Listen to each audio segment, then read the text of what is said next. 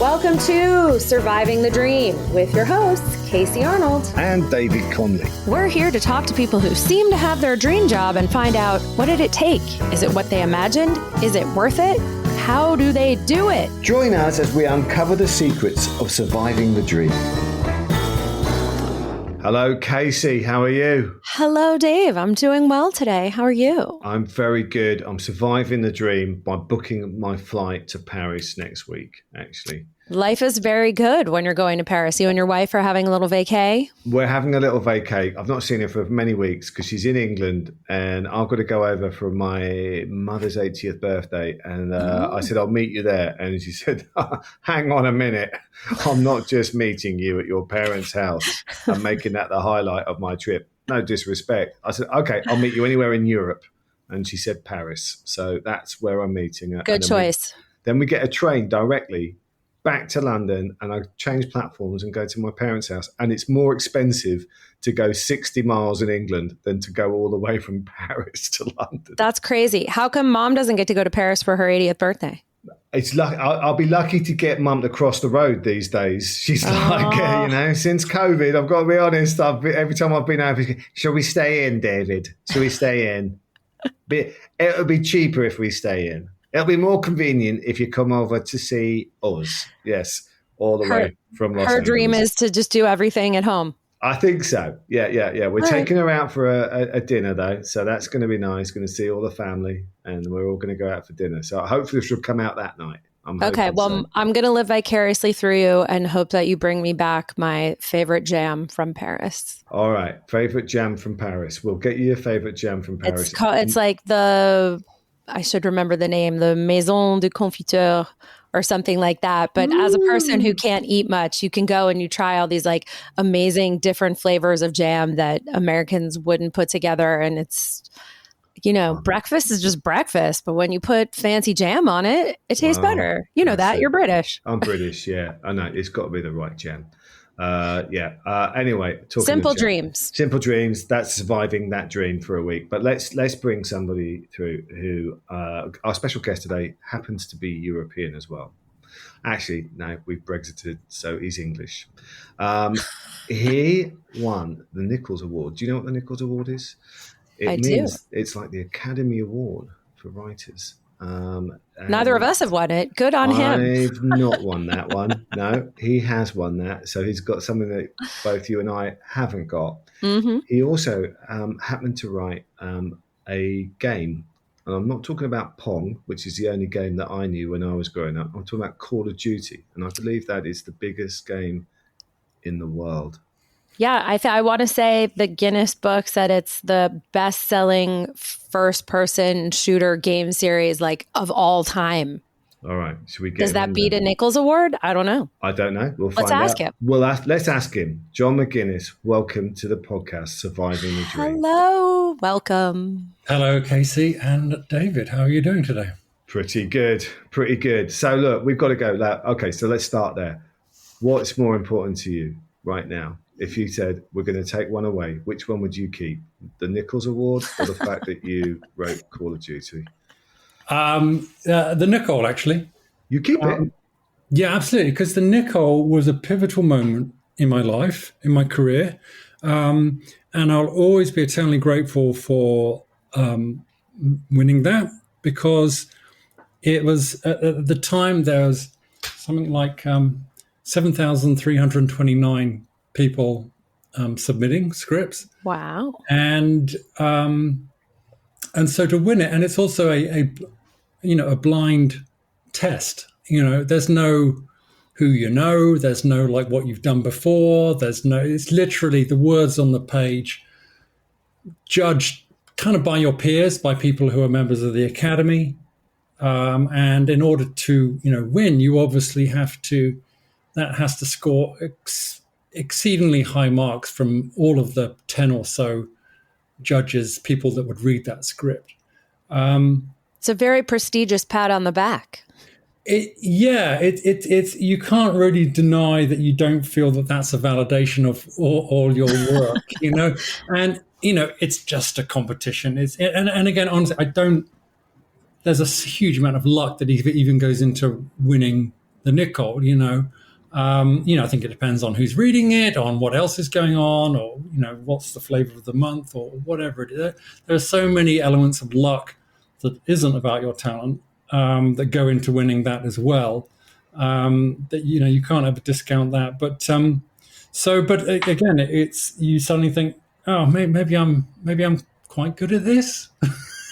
And what happened? Can I ask what happens to the script once did you think at that point, oh great, the script is going to be turned into a movie, and I'll get another Academy Award for it? I suppose you could get two, couldn't you, for the same? Well, it was funny because I wrote the script, and I actually wrote it for. So I was friends with Tony Scott, the British film director, and I also was close with Zoe Saldana, the star of Avatar, Star Trek, all of that sort of stuff.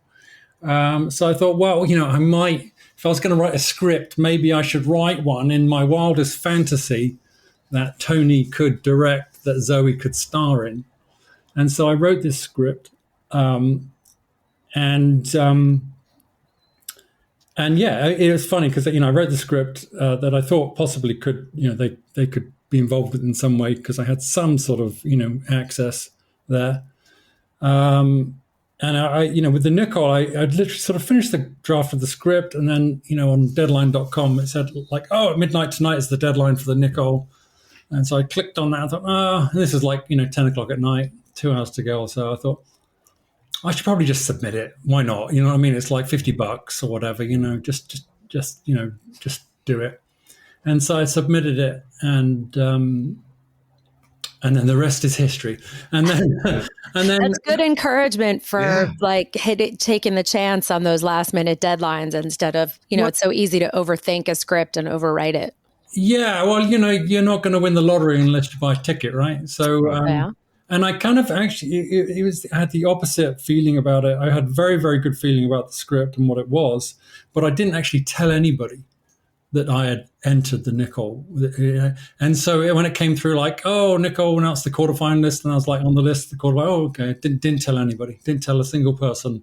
And then it was like, oh, I got through to the semifinals. Oh, semifinal at the Nicholl. Didn't tell a word to anybody because I just thought, if you're not going to win it, what's the point talking about? I mean, I've been in Hollywood long enough, you know what I mean? Like if you're not going to take the prize, it's, there's no second place, right? So, and then when they announced the finalists, because there's a bunch of finalists, sort of 2 weeks ahead of actually, who's going to win it, I had to tell my wife at that point, who was 7 months pregnant, and we had no money. I had no money, I should say. I want that $50 back, she said. Yeah. That's groceries. Because she was obviously very pregnant, and we were obviously very poor. And I said, well, look, you know what? I've got, in 2 weeks' time, I might win 35 grand with the Nicholl. It's only the biggest screenwriting competition in the world. And we get 35 grand and things will start to happen. And she's like, yeah, whatever. So, and of course, that's when it was announced, publicly in the industry as to who the Nicholl finalists are. And then, you have kind of that moment of, everybody starts to hear about it, and you look at your phone and it's CAA calling because, hey, we'd love to read your script, Wow. Hey, you suddenly matter as a human. Yeah, exactly. Yeah. I'm on somebody's map. So yeah. And then I don't know if I always felt weirdly that I was going to win it. So, was your dream to be a writer or to like come out swinging with that kind of notoriety, or like what was the dream at the beginning, and how did that influence it? When I was 3 or when I was 16? Yeah, whenever, all of them. So you introduced me as a Brit. Actually, I was actually born in America. So your accent betrays you. Where are you from? And I say Syracuse, New York. And they don't believe me. So I was born in Syracuse, New York. My dad's American. He was doing his PhD in physics in Syracuse, and I was born there. But then my parents divorced. My mum's English. So I grew up in southern England with a single mom. She was a secretary at the time, with me and my brother, single parent. But I grew up in England in the 70s, which, David, you'll remember that. I do, yes. It was really kind of grim, yes, and very racist. I don't know. I was up north, actually. You were down south, and I was up north, and there was a big north-south divide as well. Yeah, exactly. We all just hated everybody, each other. Just sounds very idyllic, guys. Yeah. The winter of discontent when no one would pick any rubbish up. It was very interesting. And so I was always like this kid, like, well, I'm not from here, because I came to England when I was 3. So I was like, I'm from this place called America. And in America in the 70s in England was like, it was everything that you thought the world should be. Like, America was just amazing. And it is. There's many amazing things about it. I'm not saying it's not. But and so I don't know. I always knew that there was a world out there that I wasn't from here. And so, we kind of grew up with nothing. We kind of, just really didn't have. My mum, was a student for most of the time when I was growing up. She went on to get her law degree. So we didn't really have it. And then I saw like education as a way out. So I kind of actually left school at 16 and I hated school. I love it. Education was a way out, so I left it. So I soon, the thing is, I went and got a job. Now, if ever you've had a job for minimum wage in England working in a shoe store, that's inspiration for a 16-year-old to say, like, fuck this. Is this what my life's going to be? And no shade on anybody who works in a shoe store or, works, minimum wage or anything. It's just that wake-up call of going for school, and your life is just school and whatever. And suddenly homework looks very appealing. Yeah. Mm-hmm. And so I then went off and did a bunch of jobs like, furniture removals, just anything to get by. And then it was either like go on the dole, or back in the day, so I was very, very fortunate to come from the generation where the government would actually pay you to go to school. So it was, so I had, the government grant to go and do my A-levels. And then, I got a place at university, a place called Goldsmiths College. I got very, very into learning, education. I got very into the subjects that we were doing, and history, sociology, communication studies, like modern French philosophy and stuff. And I ended up at Goldsmiths, which is where famous artist Damien Hirst went a few years before me. And then I was in the same year actually as Steve McQueen, the British director who won Oscars for 12 Years a Slave. So we were actually in my final year sitting next to each other with our Steenbeck editing systems on 16 millimeter, cutting our short films together back in 1992 or so. And then 20 plus years later, he's picking up Oscars for this movie, 12 Years a Slave, and I'm writing Call of Duty. So it's been a sort of interesting sort of journey of like what that dream is. I don't know if it was ever like, oh, I've got to come to Hollywood and do Hollywood. I kind of came to Hollywood because I was trying to make movies in the UK. But at what point did you decide, hey, I want to be a writer? Well, the writing came about because I was at Goldsmiths. I made a 16 millimeter short there that I directed. And I wanted to make movies. I was just obsessed with movies. But of course, directing movies and making movies is a very expensive undertaking, particularly in the 90s. I remember I bought a 16 mil Arri ST camera because I thought, but then I thought I couldn't afford £100 to the film stock, and I just thought it just is impossible to kind of make anything. So I was obsessed with movies. I thought, well, I'll just start writing. So I just started writing without really knowing anything about writing, and I actually failed my English O level when I was a kid. So I was not like, I was like a non-writer.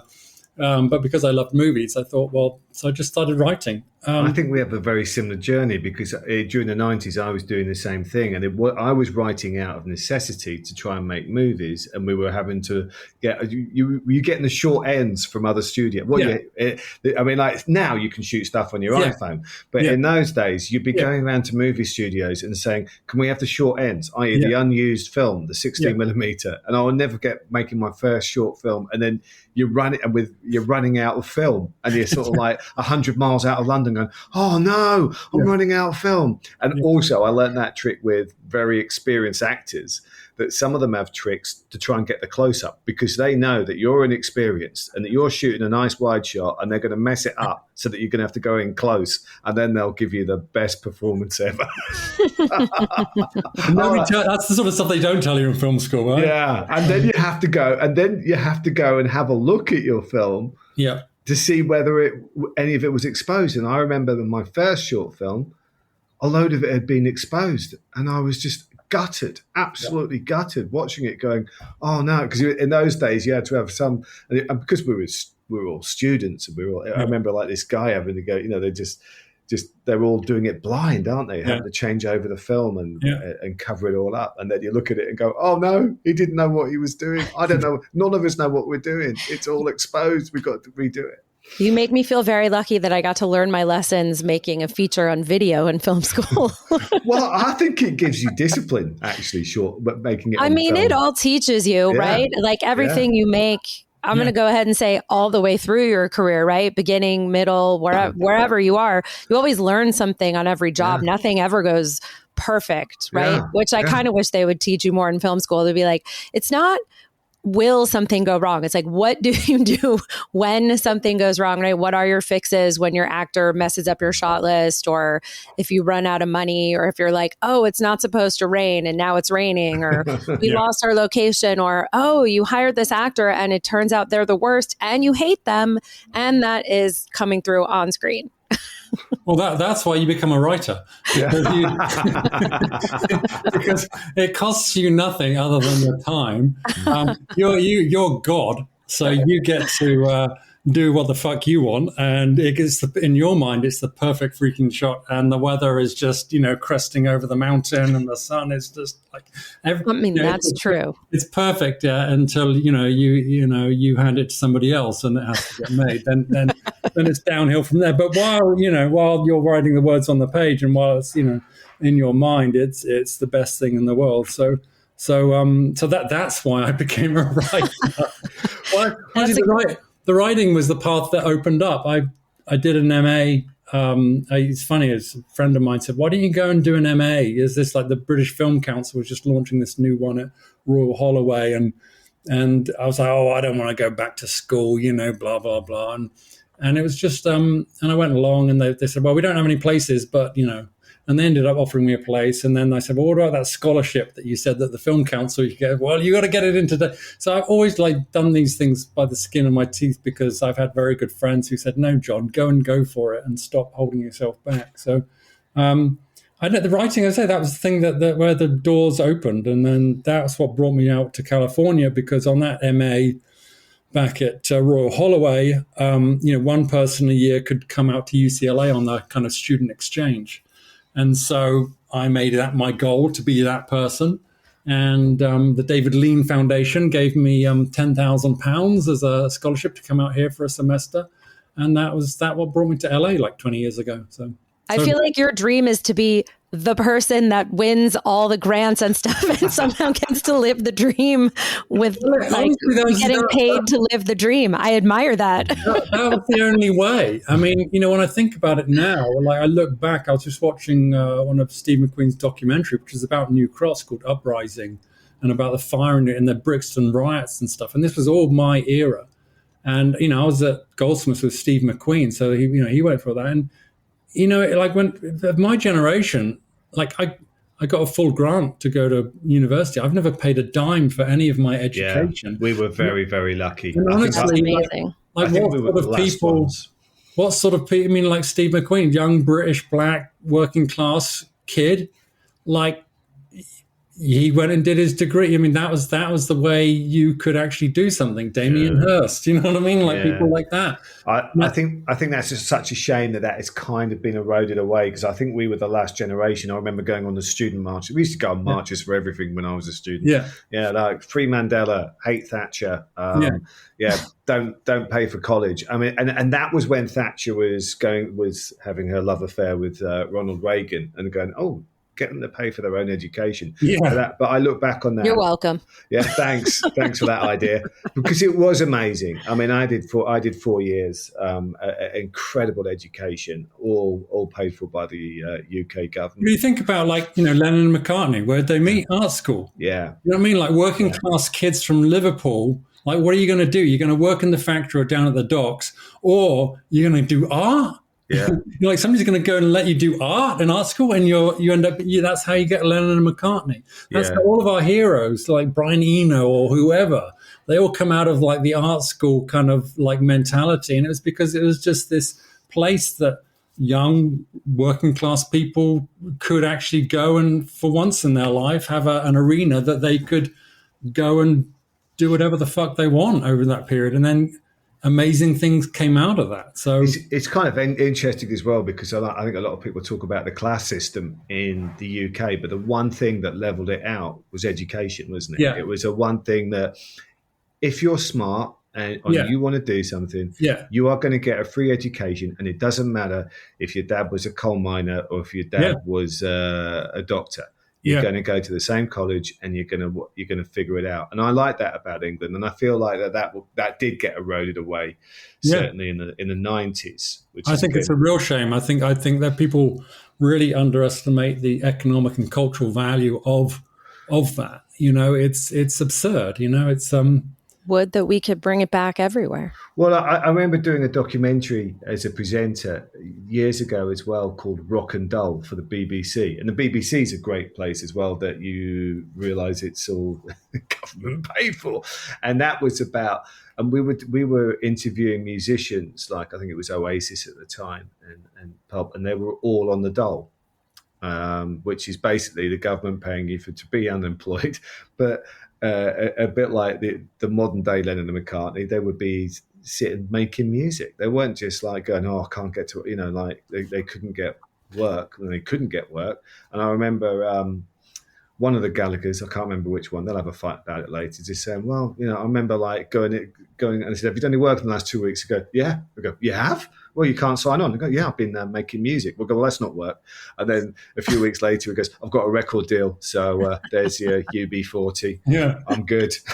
And I did like that about England, that it is a leveler, that you've got a chance, you've got an opportunity. If you had a dream, you could follow it through.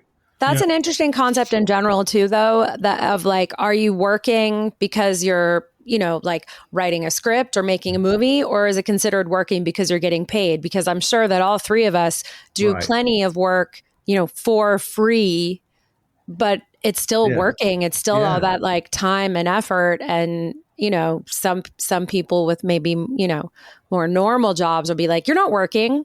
Yeah, you're just making music. You're just writing. You're just playing. And it's like, I get to play for a living. And it's all the stuff you guys watch, but it takes all that, like discipline and drive of your own, whether someone's giving you a paycheck or not. I mean, that's the difficulty, isn't it? Is like, you've got to give everybody that opportunity. I mean, to come through. And I think that, especially in the arts, it's very difficult. Like if you tell someone I'm writing, they're going to go, I mean, I used to have this when I lived in New York. A lot of people came over from England going, "Oh, I'm over for a few days." Everyone used to come over from New York for a few days. I go, "Well, I'm actually writing something right now." And they go, "Oh, okay, you can do that anytime, right?" So I then had to say, "I'm in a meeting." And it's funny how people would go, "Oh, okay." And they'd respect that. But if you say, "Actually, I'm writing," no one respected that. That was like something you could do in your spare time. And I think like John, and you as well, Casey, all three of us have probably made a living most of our lives predominantly out of writing. Yeah. So yes. And so I want to know how does Call of Duty come out of that? Were you into like video games and technology also, or you were just in the right place at the right time? Like that's a pretty big juggernaut to create. Yeah. Well, the short answer is no. It was weird because I won the Nicholl. And I thought, and then I got repped by ITM and Brillstein, and you're like, wow, this is great. Now I'm a Hollywood writer. And I thought, well, I'm going to write some Hollywood movie for a Hollywood studio. And funnily enough, the first, big gig that came in was, do you want to do this video game called Call of Duty? And Suzanne Todd, who's the consulting producer for Activision, who's a big Hollywood producer, she was, basically found me, and the Activision at Sledgehammer, they loved the script. It was very in line with what they were wanting to make on the game. A friend of mine, good friend of mine, another Nicholl winner, Matt Murphy, he was a massive gamer, and he was like, "What? They want you to do Call of Duty?" I was like, yeah. And so he actually got me up to speed on the sort of franchise and what it was, and he lent me his PlayStation and stuff, and I played a bit of stuff, and And so, no, but that was what they wanted. They actually didn't want somebody who was so versed in gaming. They wanted somebody to bring Hollywood storytelling to the game. It was in an era where, these big, console video games was sort of emulating Hollywood blockbuster movies, like Black Hawk Down or whatever it was. They wanted that feel and look.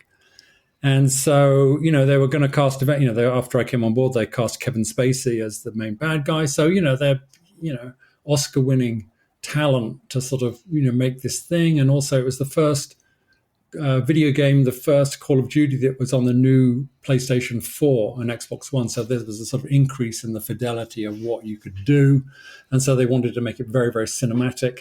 And so that's that, they said my script was very much in line with what they were wanting to do with that particular iteration of Call of Duty. So it was just a sort of, a good circumstance. And it was funny because it wasn't, they didn't pay a huge amount of money. I was like a sort of, in a way, I've been writing for years. It's sort of like a newbie kind of writer, just like, oh, this Nicholl winner, having break talented, out. And we can take advantage of him because he has low quotes. Yeah.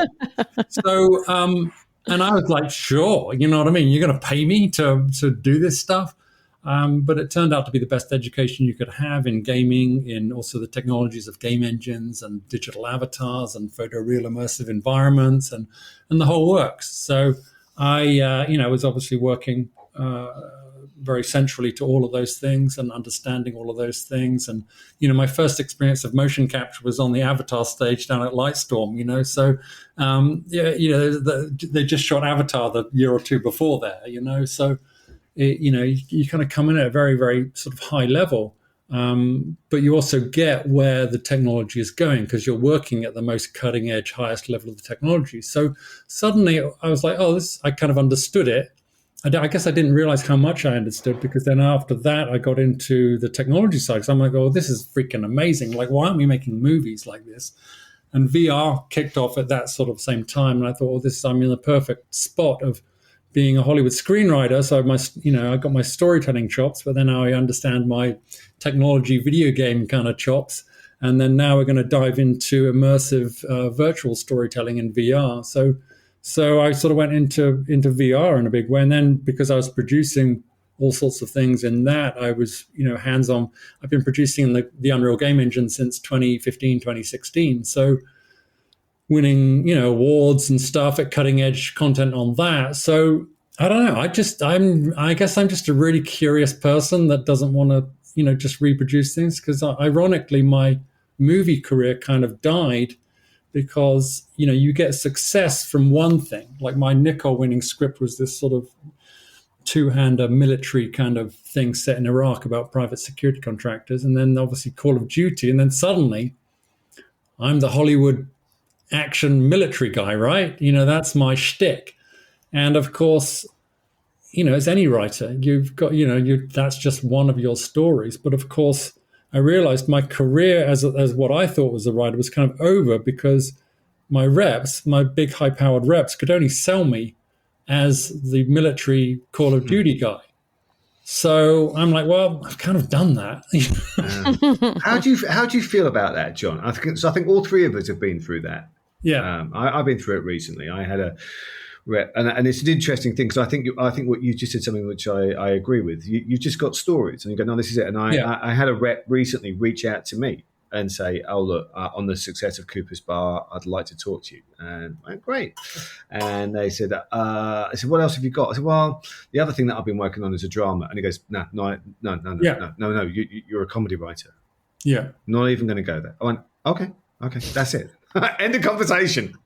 Well, right. My shift was because I kind of stepped out of the industry to be working in VR and AR and technology. I mean, I did jobs for the Department of Defense. I was doing all this cutting edge, super cool kind of stuff. Got won a Lumiere Award for a piece of marketing we did for Netflix. We just did all this really interesting. I was just fascinated by, doing interesting, cool stuff. But I was also talking to Hollywood, like Morgan Freeman's company, about, digital human avatar agency back in 2018. So I was at the cutting edge of digital avatars, for many, many years. And it's almost like trying to circumvent the industry as is, because nobody was going to pay me to write a Call of Duty script, so I had to kind of make my way making other stuff. And in doing that, I realized, well, I've just forged my own path, and now I'm circling back into movies, because now the movie industry is catching up with what we can do with the technology.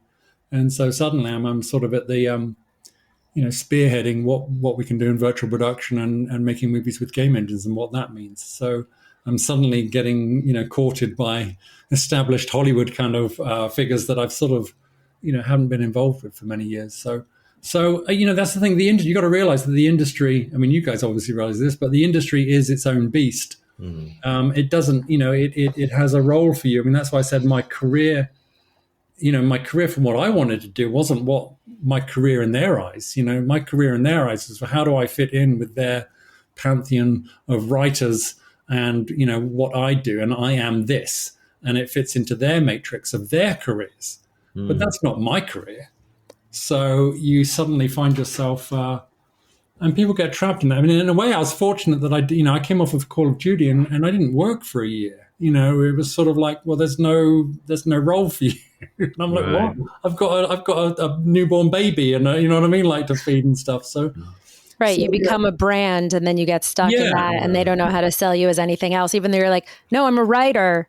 I write words and stories. Actually, that applies to many, many different things. Yeah, I was just saying, Casey, you must feel like some empathy here after what you've been through. So I wound up writing kids television for the last 12 years, like Barbie and Lego, which was super fun, and I learned a lot. But it wasn't really it wasn't my original dream. Yeah. And now trying to write for adults again, people are like, I don't know, you write kids animation. I'm like, right, and I write stories for adult grownups, like read my story. But it's like, yeah, okay, but you can start over. I mean, I know that you were head writer of a show and you've been doing this for 12 plus years, but you've kind of done nothing. Yeah. Okay, that's humbling. I'm willing to start over because also, right, as creatives, it's like you said, you've already done that. You can't keep doing the same thing over and over, even though your bank account might be like, but could you do it a few times? Right. You're like, no, but our creative soul is like, no, please, I need new challenges. I am curious. I want to try new things. And that's what helps you be more dynamic and, discover the new technology to combine your skills so that at some point you go from the unbrandable thing that no one understands to oh, you are your own unique niche with all of these particular skills that no one else has. And now we can come to you for this thing that we understand. Yeah. And you just have to keep pursuing what it is. But I think your dream has to shift, right? Along with it. Has it? That's, I never planned any of that. So in terms of what the dream was, is to be a creative artist, I guess. Mm-hmm. It's not to be a director. It's not to be a writer. It's not to be the writer of Call of Duty. It's not any one of those singular things.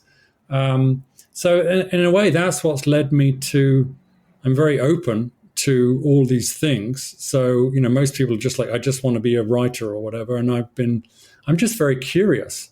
And so if I'm expressing and being able to create cool things that I like doing, then that's it. That's the dream for me. It's not like, and in many ways people get trapped by the sort of fame, wealth, status kind of matrix.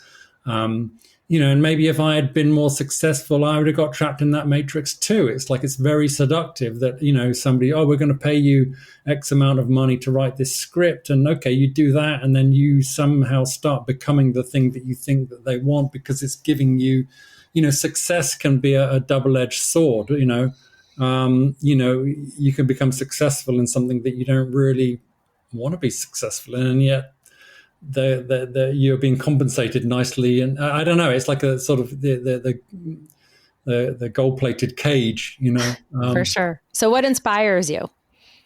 What inspires me now? I was going to say my son. I'm a solo dad, so I mean, again, being a parent has been a huge part of my trajectory because I'm a solo dad to he's 12 now, but it's been a whole journey with that. And how do you maintain or sustain a creative career? That's hard enough in itself. How do you do that when you're also a single parent? You mean the instability of it?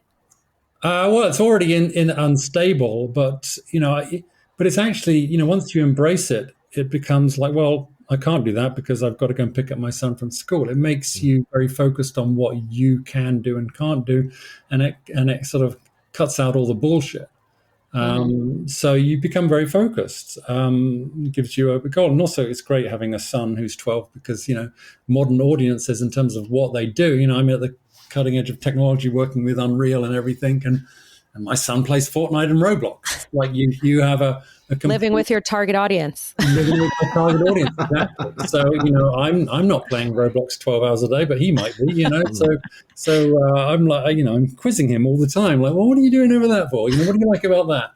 And it's pretty cool. It's as I say, like I always about embracing everything in your life. The things that you think, oh, children, they're going to kind of detract from my career. I won't be able to do this or whatever. And I think it's the exact opposite. I think you just have to embrace everything about what your life is and who you are, and really embrace that. And then, who knows what comes of it, but at least you're doing what you want to do. So yeah. What is?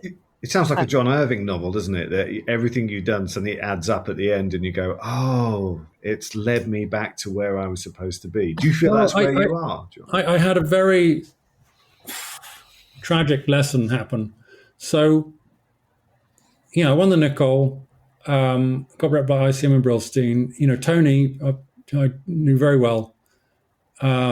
He was like, well, I'm not going to make this, but we'll find something for you to make, Zoe Saldana, I wrote it for her. She optioned 2 of my scripts, actually.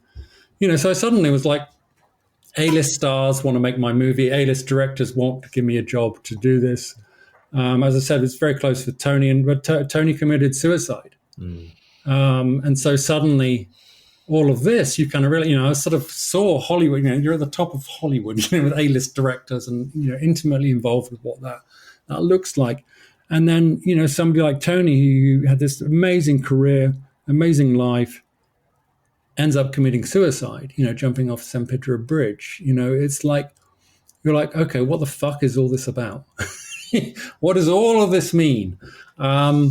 And it doesn't really mean anything, honestly. It's like, what means stuff to me is creativity, working with people, talking with creative people. I've just spent the last couple of weeks at Theatre of Arts, so thanks to David, workshopping my script with the mocap and stuff. And honestly, I just love working with people and creativity. I love being a dad. I love seeing his creativity. And that's all that really matters. The rest of it, I started surfing during the pandemic, and it's like, it's a great lesson in that. Like you're just out on the waves. You've got a wetsuit on and you've got a surfboard. There's nothing, if I had, a couple of $1 million in the bank, that wouldn't enhance that experience. That wouldn't add to that experience. And I think it's really important. You're just, all of us, all you have is your surfboard and your wetsuit in life. And that is more than enough. So, I've got to say, I love watching you. I mean, I came down a few times. I'm not sure if you're aware, watching you working with the students. I thought that was just amazing experience for everybody, and I think that's what I loved, and that's what reminds me about going back to college. What I loved about being an acting student was when people from the industry came in. And you went, oh, this is attainable because these people that I look up to are actually talking to me because they're getting something out of this about working with me as well. And I thought that's exactly what you were doing. And it was, and the fact that you just saw the collaboration, the team that came in with you, and Henry, there was a teacher, students, plus all the motion capture team and yourself. I thought that was a really wonderful thing to watch and see how creative that was. And we're all human beings. I mean, I don't think I'm particularly talented. I don't think I'm like some sort of I think we all have. I mean, that coming from where I come from.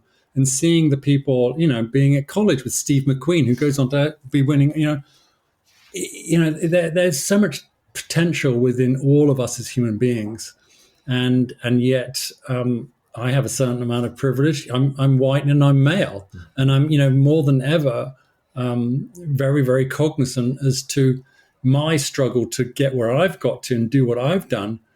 has been down to my perseverance and my talent and whatever. But really, there's a whole swathes of the population and humanity that don't have any of that access that I have by the sheer fact that I'm white and I'm male. You just look around, you know. So I'm so incredibly grateful for the opportunities that I've had. That I'm like, look, I'm not special, I'm not unique, and yet there's all these other people out there who are more talented than I am. You know, why don't they get a chance? So I'm always about pulling people up, enabling people, telling people that you can do it too. You know, find a way, whatever it is. So that I get great satisfaction and joy from, because you know. Sorry, I was just going to say, I love that. And it goes back to what you guys were saying about when you got to go to school for free, because it really is just all about like sharing the knowledge, and there's plenty of room for everyone. And like, I think all three of us could agree, like everyone should be, or it would be nice if everyone could be lucky enough to like do whatever that thing is that like drives them, that makes them feel passionate, and not have some like soulless job that just pays the bills. I feel like, if this is me being an idealist, but I feel like if everybody could have a thing in life that they woke up and they're like, I got to do this thing today, whatever it may be, right? And it may just be like, I get to help people all day. It doesn't have to be a creative thing, but like, I just feel like the world would be a better place if people got to like fulfill themselves like that. And so it's beautiful that you're sharing knowledge to help people discover what that thing may or may not be for them. It's honestly, the way I think about it is it's value that's left off the table, because in terms of the way I work, my MO on making my movie, I'm kind of reinventing how we make a movie. So I'm sort of getting all sorts of people involved with this because they're really passionate about what they're doing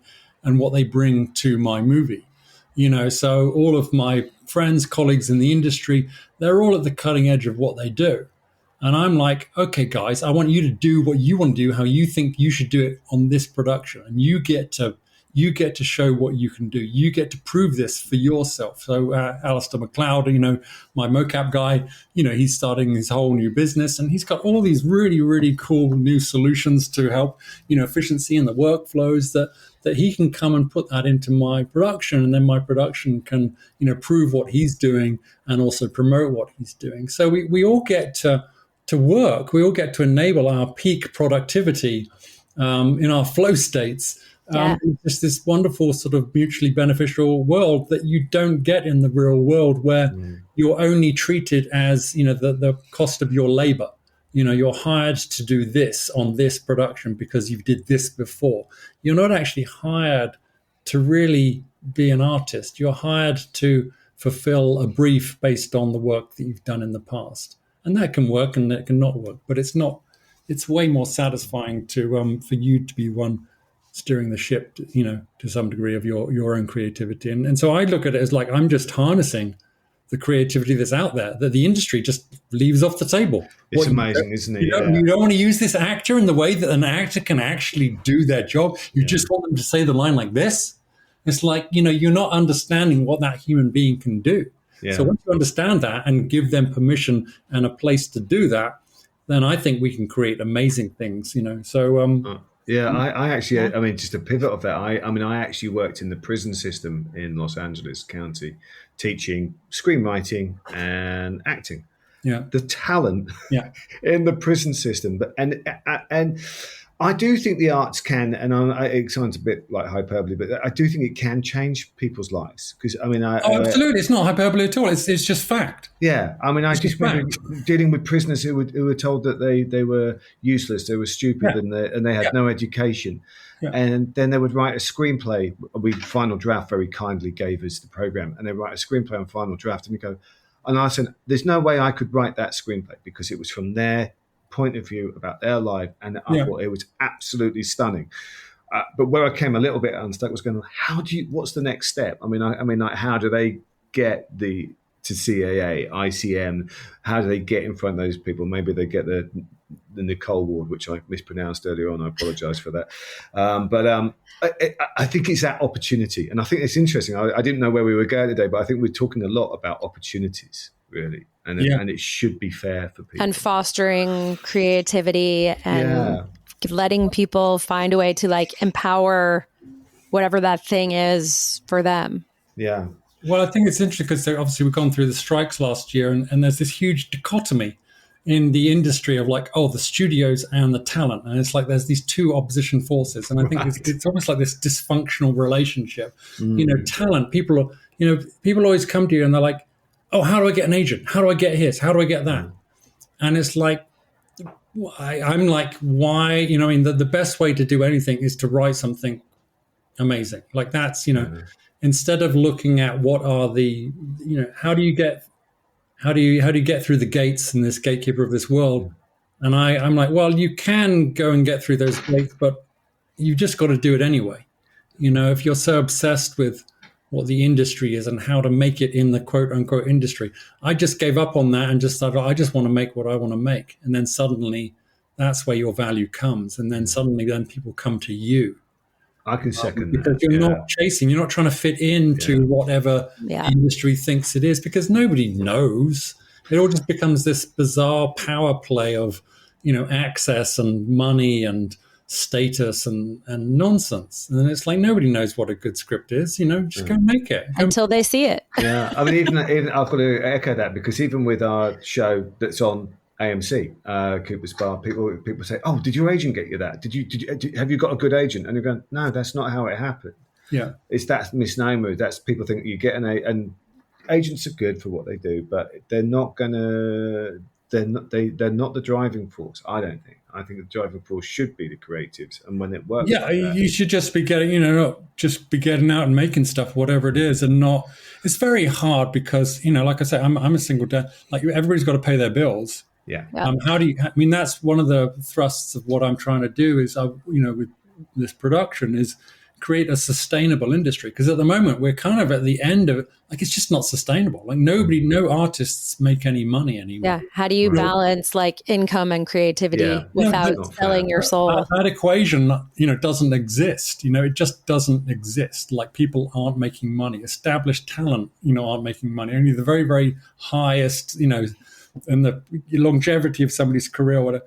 So, my whole goal is to make a sustainable industry. So, if we can make movies at a certain cost that have a certain means of return on investment for investors, then the price of failure these days is too high. So everything becomes very, very locked in and buttoned down and levels of approval. And so, a lot of creativity goes out the window in terms of just mitigating risk. And the great thing about creativity is it's all about risk. Every actor who steps on a stage or in front of a camera is making a personal risk. Anybody who shows their work to an audience is taking a risk. And without that risk, you don't really have anything. That's the whole fucking point. So I'm like, let's get back to that, Well, this has been amazing, John. I can't believe how quickly this time has flown by. So thank you. So let's move to questions. These are the questions that we ask all our guests. So let's see. There's no right or wrong answer. Actually, I'm going to ask you the question. How would you want to be remembered? How would I want to be remembered? I don't really care about that. I'm dead. I don't care. Yeah. None of it matters. Right. It's what you do now and alive, and the effect you have on people now in people's lives and lived life. Yeah. A memory is just a memory. So. All right. Fair enough. Okay. So if we really knew you, what will we know about you? Oh, is this the second question? Yeah. This is the second question. If you really knew me, what would you know about me? Gosh, I don't know. I was going to come up with a facetious answer, but typical English fashion of perfection. I don't know. That I'm a dad first, I guess. Yeah. I love being a dad, and that informs everything that I do. If you won the lottery, what would you do? What, like the 1.1 billion that was? Yeah, the big one. I'd probably use it to create new forms of social equality. So I really don't think money doesn't mean anything. As I said, I've known extremely wealthy, successful people, Tony, who committed suicide. It's, money can be a prison, or it can be whatever you want. And and there's so many people who have brought up with immense privilege and wealth who are enormously fucked up. So, there's an area of life that's equal opportunity.